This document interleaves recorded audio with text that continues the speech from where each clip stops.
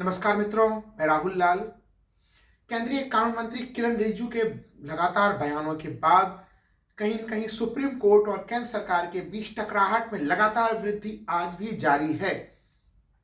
केंद्रीय कानून मंत्री किरण रिजिजू ने का जो सबसे ताजा बयान है आज का, उसमें उन्होंने सुप्रीम कोर्ट के ऊपर आरोप लगाया है कि सुप्रीम कोर्ट ने कॉलेजियम सिस्टम के लिए जो भेजे गए नाम थे, उसके आईबी रिपोर्ट्स और उसके रॉ के खुफिया रिपोर्ट्स को जिस तरह से सार्वजनिक किया है, वो बड़ी चिंताजनक स्थिति है।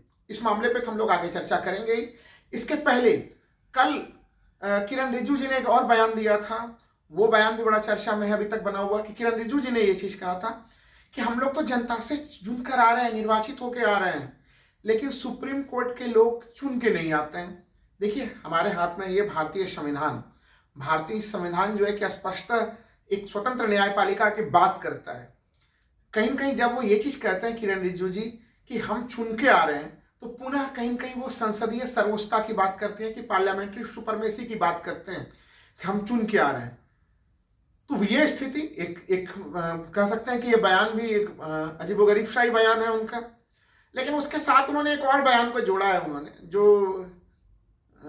उसको भी सुन लेना काफी आवश्यक है। उन्होंने ये भी चीज कहा है कि जनता हम लोगों का तो मूल्यांकन करती है। जनता सुप्रीम कोर्ट और जजेस का भी बड़ी गंभीरता से मूल्यांकन करती है। आज के सोशल मीडिया के दौर में कुछ भी चीज छुपी हुई नहीं होती कहीं से भी, और जनमत बनता है उनके प्रति भी, और जनमत का प्रभाव पड़ता है।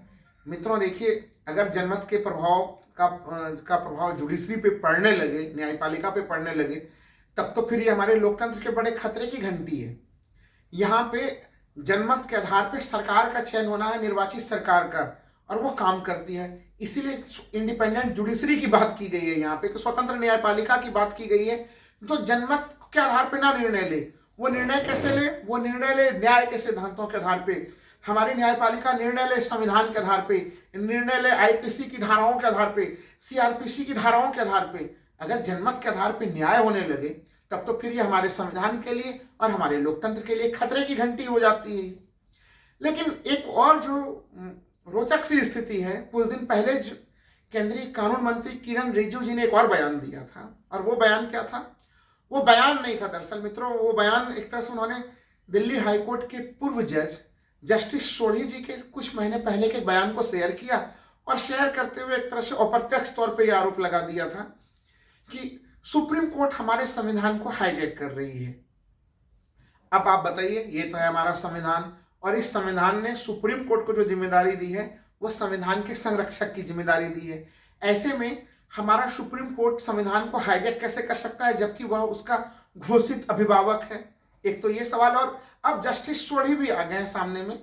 जिस जस्टिस सोढ़ी के कुछ महीना पहले के बयान को वो लिया था, जस्टिस सोढ़ी जी ने कहा है कि किरण रिजिजू जी, कृपया आप हमारे कंधे पे रखकर बंदूक न चलाएं।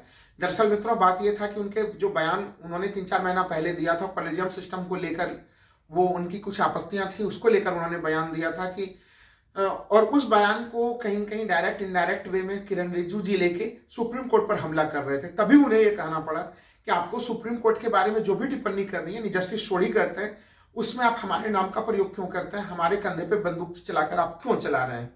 वो गोली क्यों चला रहे हैं बंदूक रख के? तो ये तो एक उनके मामले की बात थी। लेकिन अब जो ताजा स्थिति है, जो सबसे गंभीर मामला भी है मित्रों, वो मामला है एक तरह से जब किरण रिजिजू कहते हैं कि कॉलेजियम सिस्टम्स के अंतर्गत जो नाम हाई कोर्ट और सुप्रीम कोर्ट के जजेस की नियुक्ति के लिए कॉलेजियम भेजती है केंद्र सरकार को, उसमें कुछ आईबी और रॉ के खुफिया इनपुट्स शामिल होते हैं। तो उन इनपुट्स को लेके जो सुप्रीम कोर्ट ने इस बार जो जवाब दिया 18 जनवरी के बैठक में, कॉलेजियम के बैठक में, उसको सुप्रीम कोर्ट ने पब्लिक डोमेन में कर दिया। मित्रों, पब्लिक डोमेन में इन चीजों का आना तो हमारे लोकतंत्र के लिए और पारदर्शिता की स्थिति है। जब कॉलेजियम सिस्टम के ऊपर सबसे बड़े आरोप क्या लगते हैं कि कॉलेजियम सिस्टम में पारदर्शिता की कमी है, सुप्रीम कोर्ट मुझे लग रहा है कि कहीं न कहीं उस पारदर्शिता की और भरपाई कर रहा है। देखिए, एक जैसे कि जो दिल्ली के एक वरिष्ठ अधिवक्ता हैं, सौरभ कृपाल जिनका नाम है, उनके नाम को एक तरह से सुप्रीम कोर्ट 2017 से हाई कोर्ट के जज के लिए नामित कर रही है, और केंद्र सरकार बराबर उस नाम को लौटा रही है।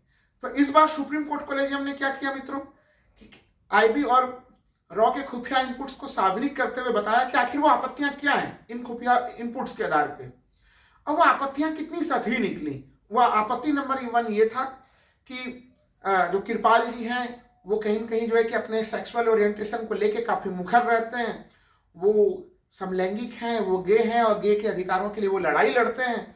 और इस आधार पे, इन इनपुट्स के आधार पे केंद्र सरकार ने यह निर्णय ले लिया कि वो पक्षपाती हो सकते हैं समलैंगिक अधिकारों के ऊपर जो इतना मुखर है वो। अब तो इसमें सुप्रीम कोर्ट ने इसे सीधे सीधे खारिज किया। कोई भी व्यक्ति जो थोड़ा बहुत तर्क का प्रयोग करेगा वो इसे खारिज करेगा। सुप्रीम कोर्ट ने तो इसे उनके व्यक्तित्व की अतिरिक्त विशेषता मानी उनको, क्योंकि LGBTQ को सुप्रीम कोर्ट से संवैधानिक मान्यता मिल चुकी है। तो अब अगर आप इस मिसाल को लेके चलेंगे तब तो फिर कल के डेट में ये भी सवाल उठेंगे कि कोई नारीवादी है जो महिलाओं के अधिकार के लिए काफी संघर्ष कर रहा है, और अगर उसका नाम अगर सुप्रीम कोर्ट भेजे, हाईकोर्ट या सुप्रीम कोर्ट के जजेस के लिए, तो क्या केंद्र सरकार यह आपत्ति प्रकट करेगी कि नहीं ये तो महिला अधिकारों के लिए बहुत संवेदनशील है, अगर महिला का मामला होगा तो ये पक्षपाती हो जाएंगे? तो ये देखिए, देखने का दृष्टिकोण कितना अलग है। और सवाल तो ये भी उठ रहे हैं कि किसी के सेक्सुअल ओरिएंटेशन का पता लगाने का ही काम अब IB और रॉ की एजेंसियों के पास बच गया है। तो IB और रॉ के जो इनपुट्स थे वो कितने कमजोर किस्म के इनपुट्स थे। दूसरा इनपुट्स उन्होंने क्या दिया, जो कि दिल्ली के जुडिशियल डोमेन में जो लोग भी कामकाज कर रहे हैं कोर्ट कचहरी में, उन सबों को पता है कि जो अधिवक्ता कृपाल हैं, जिनका नाम नामित 2017 से किया जाए, उनकी पार्टनर, एक तरह से जो समलैंगिक पार्टनर हैं उनके, वो स्विस नागरिक हैं। तो अब आपने पहले से ही एजम्पशन कर लिया उसमें।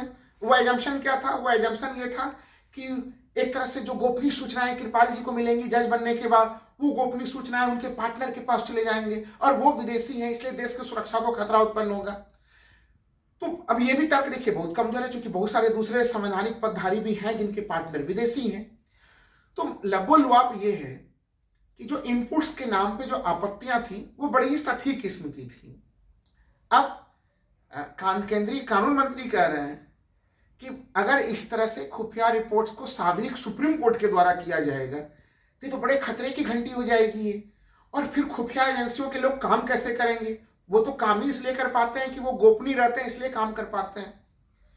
अब सवाल ये उठ रहा है कि अगर वो सच है, खुफिया एजेंसियों की रिपोर्ट अगर बिल्कुल सच है, तो भविष्य में भी वो देंगे अच्छे से रिपोर्ट। लेकिन इन मामलों में कि किनके पार्टनर विदेशी हैं या भारतीय हैं, जो पब्लिक डोमेन में पहले से, उसमें खुफिया इनपुट्स जैसे शब्द तो मुझे काफी भारी भरकम प्रतीत होते हैं। इस पूरे मामले में सुप्रीम कोर्ट ने जो है कि सुंदरेशन के मामले को भी, जो बंबई हाईकोर्ट में जिनका नामित किया गया था उनको, या फिर जॉन सत्यन जिनका नाम भेजा गया है, सुप्रीम कोर्ट ने भेजा है मद्रास हाईकोर्ट के लिए। अब जॉन सत्यन के ऊपर क्या आरोप है? खुफिया इनपुट्स, रॉ और IB के इनपुट्स, कि उन्होंने 2 व्हाट्सएप मैसेजेस फॉरवर्ड कर दिए, 2 व्हाट्सएप के मैसेज भेज दिए। एक में उन्होंने क्विंट का आर्टिकल भेज दिया जिसमें प्रधानमंत्री मोदी जी की आलोचना थी, और दूसरे में उन्होंने एक आत्महत्या करने वाली छात्रा के बारे में वर्णन कर दिया। अब आप बताइए कि अगर हमारी खुफिया इनपुट्स में इतनी सभी प्रकार की सूचनाएं आ रही हैं जजेस को लेके, तो ये तो अपने आप में एक लोकतंत्र में सोचने वाली बात है। ये मैं मानता हूं कि माननीय सुप्रीम कोर्ट ने बड़ा ही बेहतरीन काम किया है। आखिर केंद्र सरकार के और सुप्रीम कोर्ट के बीच में किस प्रकार का संवाद होता है वो जनता को पता होना चाहिए, और सुप्रीम कोर्ट ने वो जनता को बताया है वो, तो ये एक बड़ी खुशी की बात है। मित्रों देखिए, किरण रिजिजू जी का एक और बयान है। उन्होंने ये चीज कहा है कि केंद्र सरकार और सुप्रीम कोर्ट के बीच मतभेद है, मनभेद नहीं। और वो ये भी चीज कह रहे हैं कि एक तरह से एक सहयोग की स्थिति बननी चाहिए। हमने जो लेटर लिखी थी सुप्रीम कोर्ट को कि कॉलेजियम में एक हमारा भी जो है कि प्रतिनिधि हो, वो सहयोग बनाने के लिए हो। मित्रों आप जान लीजिए कि अगर सुप्रीम कोर्ट और केंद्र सरकार में बहुत ज्यादा सहयोग की स्थितियां दिखे तो फिर वो स्थिति भी लोकतंत्र के लिए कोई बहुत बेहतरीन स्थिति नहीं है। अब आप अगर जो सुप्रीम कोर्ट को संवैधानिक दायित्व दिया गया है वो अगर केंद्र सरकार के कार्यों का मूल्यांकन करेंगे, राज्य सरकार के कार्यों का सुप्रीम कोर्ट मूल्यांकन करेगी, तो स्पष्ट है कि उसमें उनको बहुत सारी खामियां भी पकड़ में आएंगी। तो सहयोगी व्यवस्था में वो खामियां कहां से देखेंगी? हमारे संविधान निर्माताओं ने क्या हमारे न्यायपालिका से यह अपेक्षा की थी, सुप्रीम कोर्ट से यह अपेक्षा की थी कि वो केंद्र सरकार के साथ सहयोग का भावना रखेंगे? बात यहाँ पे सहयोग या असहयोग का नहीं है, मामला है यहाँ पे विशुद्ध रूप से न्याय का, कि न्याय हो रहा है या नहीं है, न्यायिक मापदंड पे वो जो कार्य कर रहे हैं वो खरे हैं या नहीं है। देखिए सबसे महत्वपूर्ण चीज, जो एक चीज से मैं फिर से कहूंगा किरण रिजिजू जी जो तमाम बयान दे रहे हैं सुप्रीम कोर्ट के लेके, वो दे रहे हैं बयान, लोकतंत्र में अभिव्यक्ति की आज़ादी है, बयान दे रहे हैं, लेकिन हमें सोचना पड़ेगा कि हमारे जो संविधान निर्माता थे, हमारे संविधान निर्माताओं ने हमारे इस संविधान में सुप्रीम कोर्ट के लिए क्या प्रावधान किया था। मित्रों, संविधान निर्माताओं को पता था कि अगर सुप्रीम कोर्ट टाइट स्क्रूटनी अगर सरकार की करेगी तो फिर कहीं कहीं सरकार प्रत्यक्ष या अप्रत्यक्ष दबाव सुप्रीम कोर्ट के ऊपर बना सकती है या फिर हाई कोर्ट के ऊपर बना सकती है।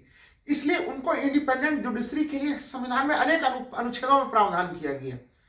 इस तरह से डेली जिस तरह से सुप्रीम कोर्ट और केंद्र सरकार के बीच में ठने हुए बहस हो रहे हैं, क्या ये बहस लोकतंत्र के लिए उपयोगी है? संविधान निर्माताओं ने इस संविधान के अनुच्छेद 121 में क्या प्रावधान रखा है मित्रों, आप देखेंगे तो आपको आश्चर्य लगेगा। उसमें यह प्रावधान रखा गया है कि संसद के भीतर हाई कोर्ट या सुप्रीम कोर्ट के जजेस के भीतर उनके कामकाज को लेकर कोई भी टिप्पणी माननीय सांसद नहीं कर सकते हैं, और अगर कर सकते हैं तो वो केवल एक ही स्थिति में जब उनके ऊपर महाभियोग लगाए जाने की कार्रवाई चल रही हो। क्या आज संसद के भीतर किसी के ऊपर महाभियोग लगाए जाने की कोई कार्रवाई चल रही है? कोई ऐसी कोई आबो हवा नहीं है।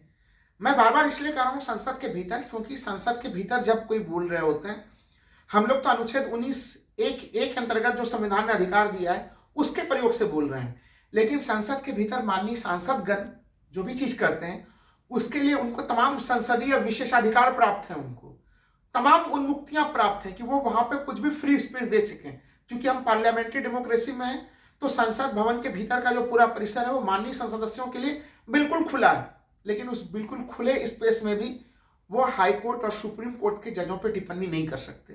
तो सोचिए, जब वहां पे वो टिप्पणी नहीं कर सकते तो फिर समान समय में हर समय कहीं कहीं एक तरह से न्यायपालिका को लेके, उसके तमाम निर्णयों को लेके एक आलोचना की स्थिति या फिर उसके ऊपर हर हमेशा एक मूल्यांकन की स्थिति, क्या ये बेहतरीन स्थिति है?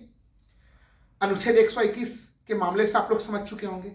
अभी हम और आप जो अभिव्यक्ति के आजादी का प्रयोग करते हैं, अनुच्छेद 19(1) में यह आजादी है, लेकिन मित्रों भारतीय संविधान के अनुच्छेद 19(2) में, यानी ये जो संविधान है इसका अनुच्छेद 19(2) हमारे बोलने की आजादी के ऊपर एक नहीं 8 प्रतिबंध आरोपित करते हैं, और उसमें से एक प्रतिबंध ये भी है कि हम लोग न्यायालय को लेकर, न्यायालय अपमान यानी न्यायालय को लेकर कोई यूं ही कोई हल्की फल्की टिप्पणी नहीं कर सकते हैं। यानी सोच के देखिए कि हाई कोर्ट, सुप्रीम कोर्ट या जो हमारे इंडिपेंडेंट जुडिशरी है उसके ऊपर कितना ध्यान दिया गया है। अगर उनके वेतन भत्तों की स्थिति को लेकर देखें मित्रों, उसके लिए संविधान में प्रावधान है कि उनके वेतन कहां से आएंगे। अभी 1 फरवरी को बजट प्रस्तुत होने वाला है। बजट में देखिए, बजट के ऊपर जब पास करते हैं वोटिंग होती है, लेकिन जो हमारे संवैधानिक संस्था है, जो हाई कोर्ट है, सुप्रीम कोर्ट है, उनके जजेस के वेतन उससे नहीं जाते, संचित निधि से जाते हैं। क्यों प्रावधान किया गया है? क्योंकि उनके वोटिंग के ऊपर कोई, उनके वेतन भत्ते के राशि के मद के ऊपर कोई वोट की स्थिति ना आए। संविधान में यह भी प्रावधान किया गया है कि जजेस के कार्यकाल के भीतर उनके वेतन भत्तों में कोई कटौती न की जा सके। तो हमारे संविधान निर्माता सोचिए कितने दूरदर्शी थे कि उन्हें पता था कि इंडिपेंडेंट जुडिशरी यानी हमारे जुडिशरी के ऊपर संसद का या फिर सरकार का जो एक्सिक्यूटिव बॉडी है, हमारी कार्यपालिका, उसका प्रत्यक्ष अप्रत्यक्ष किसी भी प्रकार का प्रभाव नहीं पड़ना चाहिए। ये एक स्थिति है। यहाँ पे मैं फिर से स्पष्ट कर दूं कि ये जो टकराहट की स्थिति इसमें बनी हुई है, और सहज स्थिति तो हो नहीं सकती है। जैसा कि मैंने पहले भी बताया था कि जस्टिस वेंकट चलैया ने अपने चीफ जस्टिस के शपथ ग्रहण समारोह के बाद उस समय ही स्पष्ट कर दिया था कि एक सहज स्थिति कभी भी नहीं हो सकती। तो अगर सहज स्थिति है तो लोकतंत्र के लिए खतरे की घंटी है, लेकिन अनावश्यक ही 24 आवर सुप्रीम कोर्ट को लगातार किसी न किसी कारण से कटघरे में खड़ा करना, यह भी लोकतंत्र के लिए कोई बेहतरीन स्थिति नहीं है। हमारे संविधान निर्माताओं ने जो इंडिपेंडेंट जुडिशरी की जो घोषणा की थी, उसके ऊपर कहीं न कहीं एक उसके विपरीत कदम कर सकते हैं मित्रों। उसको बहुत बहुत धन्यवाद।